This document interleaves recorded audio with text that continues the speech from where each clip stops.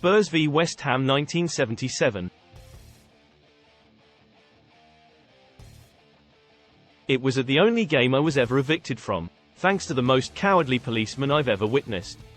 If memory serves, it was a pre-season friendly against West Ham, where they had pre-planned an assault on the Shelf, mid to late 70s. I was still a teenager at the time and witnessed the assault from the enclosure which was opposite the Shelf.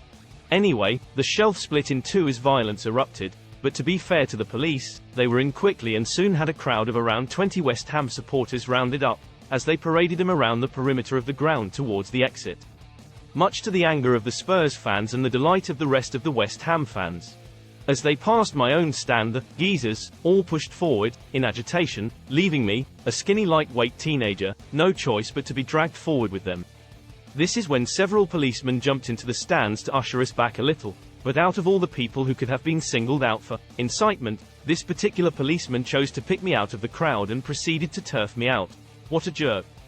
He paraded me just behind the West Ham his colleagues were escorting, much to the amusement of the Spurs fans who were chanting, "Tottenham aggro," and pointing at me.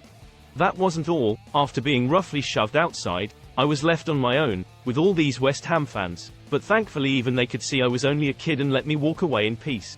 Fair play to them for that one. After walking away from the ground, I was approached by three youths who asked me who I supported.